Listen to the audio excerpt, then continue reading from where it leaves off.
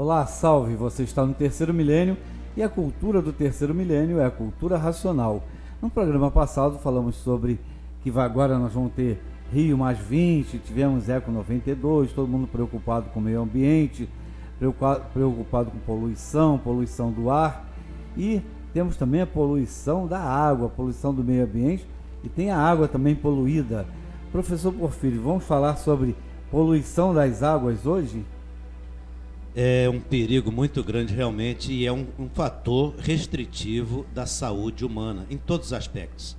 A água está poluída nos três chamados estados físicos da matéria, embora a gente saiba que a água praticamente é sempre água, ela nem muda o estado físico. E aí é que entra a complicação muito grande, porque as pessoas às vezes falam da poluição da atmosfera e esquecem que a atmosfera está cheia de água, que é a tal umidade relativa do ar, que quando chega a 15% para baixo, a pessoa já começa a se sufocar. Provando que nós somos peixes dentro d'água, né? O ser humano, os animais, os vegetais, com a atmosfera, na verdade é a continuação da água, só que uma água rarefeita. E a poluição da atmosfera, por exemplo, com a água que está na atmosfera, é uma poluição extremamente perigosa. Porque quando a água passa para o estado de vapor, ela não deixa de ser uma água líquida. Ela perde o sal que está na água, do rio ou do mar, né? Que é a parte magnética da água, mas ela vem para a atmosfera e o que é que ela encontra? Uma infinidade de gases industriais, gases da respiração de outros animais e uma série de outros problemas de contaminação de sólidos que vão contaminando a própria atmosfera, né? Cheiros, odores. E a água que está na atmosfera, principalmente a água que está na atmosfera, ela vai dissolvendo todo esse material, os gases e até materiais sólidos, partículas por exemplo, da descarga dos nossos carros, né? Uma infinidade de carros andando aí nas grandes cidades, tem partículas sólidas no escapamento. Agora a turma está cuidando muito, já tem filtro, aquela coisa toda, né? A turma está tomando cuidado, mas mesmo assim tem muito sólidos, partículas muito finas na atmosfera, que se dissolvem na água que deveria ser líquida na nossa atmosfera para a gente poder respirá-la. Quer dizer, a nossa respiração, na verdade, o oxigênio que a gente respira, se não tiver água, o oxigênio mata a gente. O oxigênio puro. Se você colocar um inalador só com oxigênio, você morre. Queima o pulmão da gente. Tem que ter a água diluindo o oxigênio. O próprio nitrogênio também, ele tem a diluição gasosa, né? A maior parte da atmosfera gasosa é nitrogênio. Mas sem água, a gente não respira. Então, a poluição da água na atmosfera, é um capítulo muito importante da poluição, é por causa dos gases industriais, escapamento de água, material tóxico que se acumula e começa a fermentar, né? Esses lixões que tem por aí. Então há muita evaporação de material venenoso que a água vai dissolvendo, porque a água continua líquida na atmosfera. E se num tanque ou num rio tudo se dissolve ali, ela também dissolve na atmosfera. E aí fica esse material sólido dos gases industriais, de veículos e tudo mais, se dissolvendo dentro da água. Então a água ganha uma parte magnética na atmosfera muito forte e aí, consequência, as doenças, né?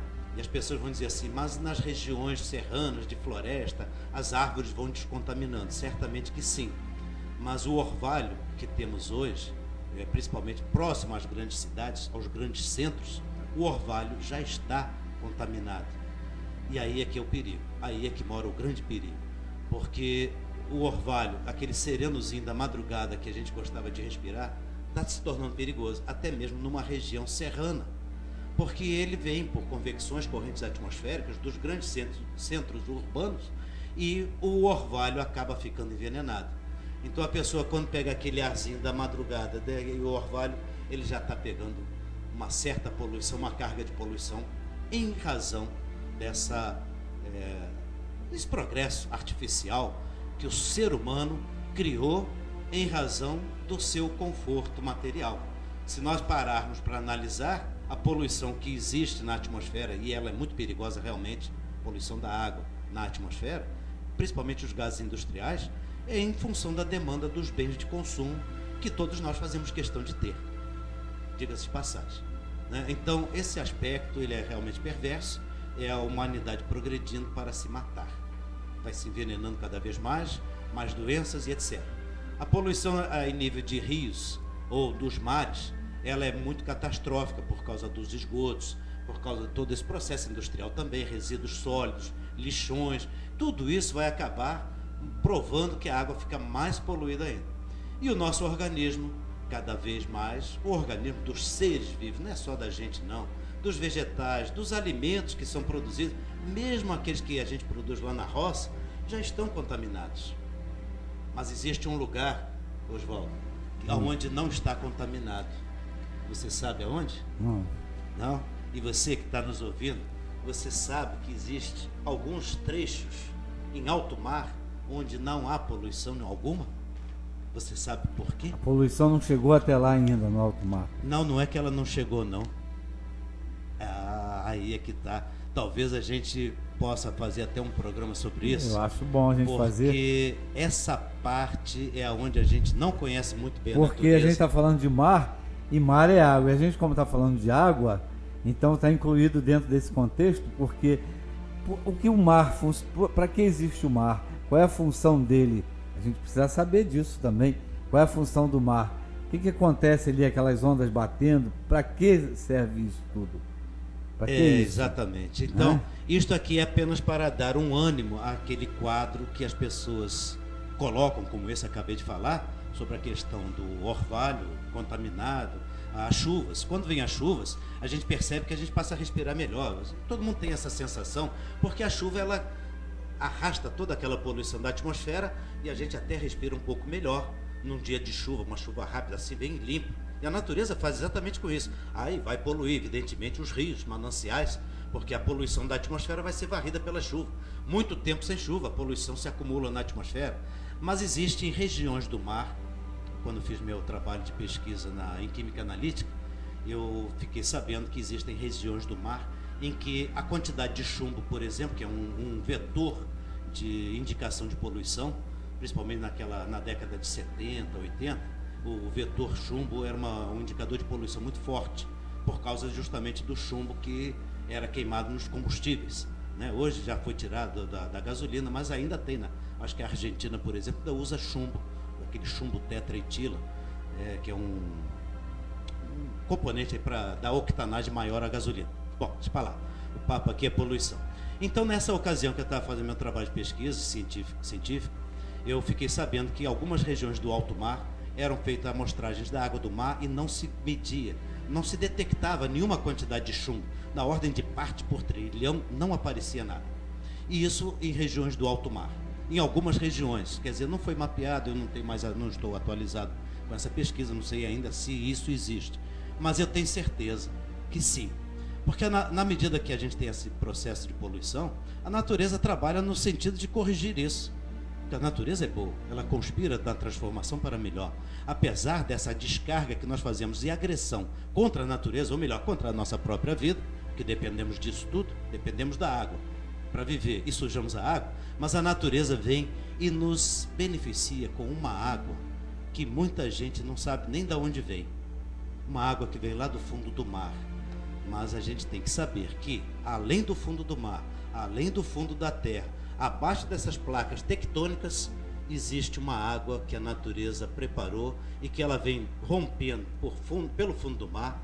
Existe mais uma série de outras coisas. Quer dizer, essa água vem aparecendo e ela aparece justamente em alto mar, onde a gente tem uma água limpa, sem poluição.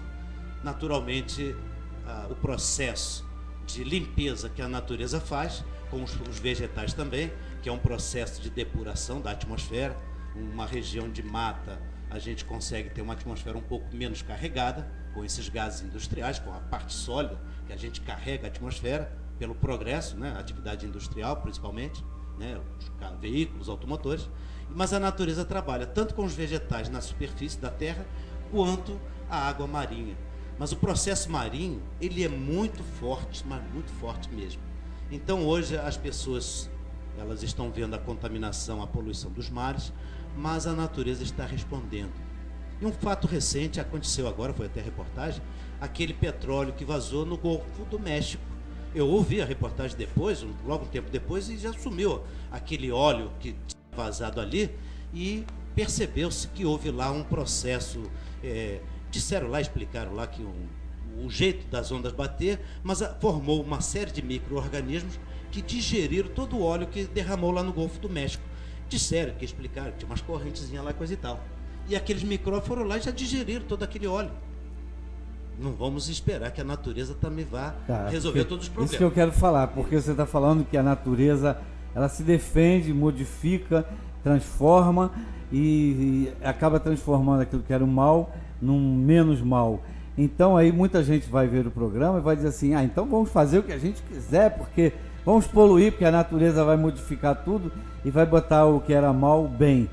E eu queria saber, dentro da cultura nacional, o que tem, porque é um programa de cultura nacional, a gente está falando de poluição, de natureza, então qual é o papel da cultura nacional?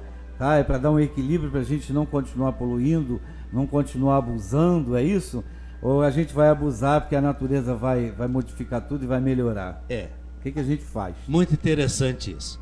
Mesmo a gente tendo a garantia, como uma boa mãe que cuida de seus filhos, a gente faz a peraltice e a mãe nos corrige.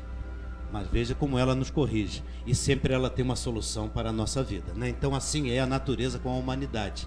Esse fenômeno, essa explicação que foi dada lá no Golfo do México, isso não quer dizer que a gente pode derramar petróleo. Lá funcionou. Do outro lado, lá no Golfo, do outro lado do Iraque, porque, né? Aquele petróleo que derramou no Iraque, não aconteceu nada disso. Não é porque a mãe vai arrumar a casa que o filho vai fazer uma bagunça na casa. Isso aí é que vem.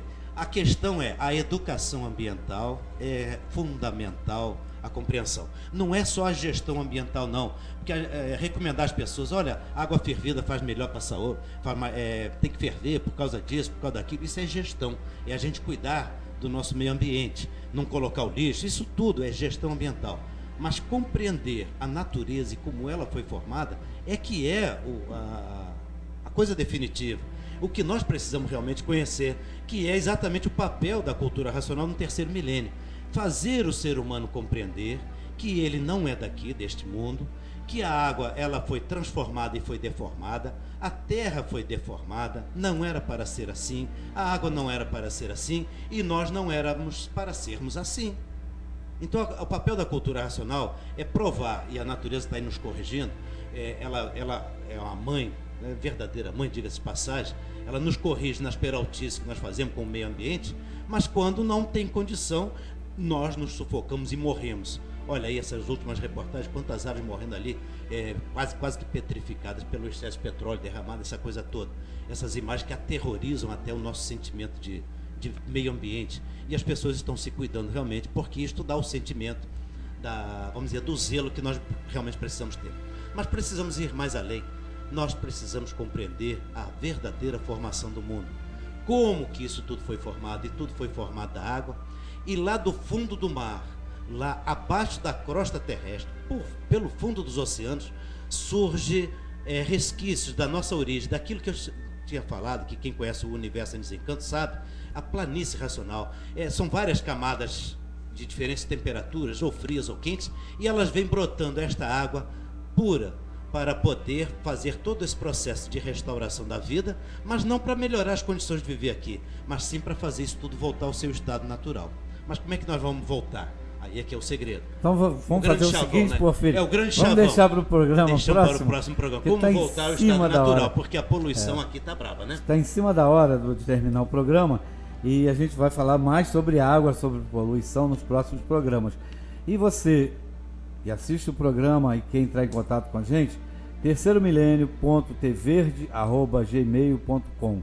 Está aparecendo aí. E você mande um e-mail para a gente dizendo o que você acha do programa, se gosta ou não. Muito obrigado pela audiência. A gente volta. Tchau.